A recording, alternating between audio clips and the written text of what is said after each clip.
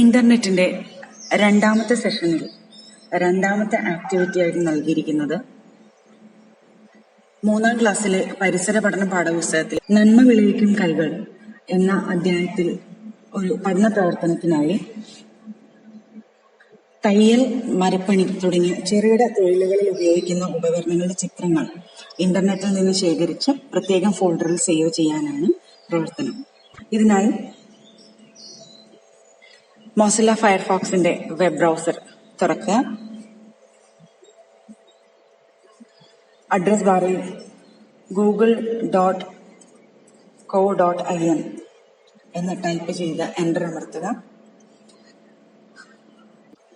ഗൂഗിളിന്റെ സെർച്ച് ബാറിൽ swing tools എന്നാണ് ടൈപ്പ് ചെയ്യേണ്ടത്.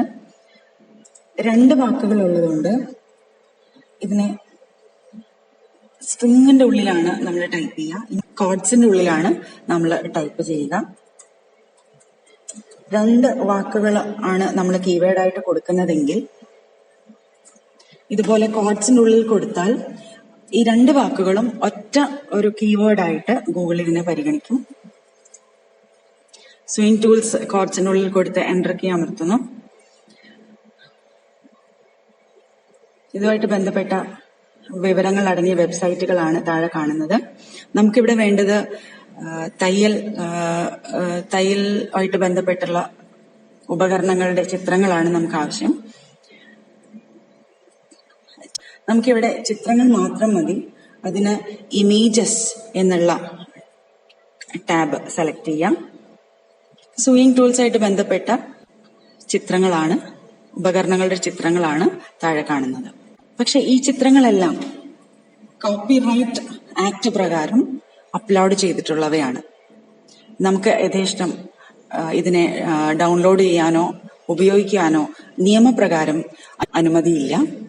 അനുമതിയുള്ള ചിത്രങ്ങൾ കണ്ടെത്തുന്നതിനായി ഇവിടെ കാണുന്ന ടൂൾസ് എന്ന ഈ മെനുവിൽ ക്ലിക്ക് ചെയ്ത് അതിന്റെ തൊട്ട് താഴെ പ്രത്യക്ഷമാകുന്ന യൂസേജ് റൈറ്റ്സ്, ഇതൊന്ന് നമുക്ക് നോക്കാം. യൂസേജ് റൈറ്റ്സിൽ ക്ലിക്ക് ചെയ്യാം. പല ഓപ്ഷൻസ് ഉണ്ട്. Not filtered by licence, labelled for reuse with modification, labelled for reuse എന്നിങ്ങനെ പല ഓപ്ഷൻസ് ഉണ്ട്.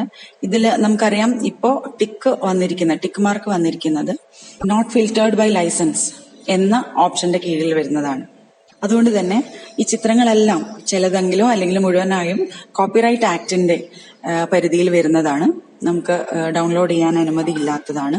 Labelled for reuse with modification എന്ന ഒരു ലൈസൻസോട് കൂടി അപ്ലോഡ് ചെയ്തിരിക്കുന്ന ചിത്രങ്ങൾ നമുക്ക് കാണാം.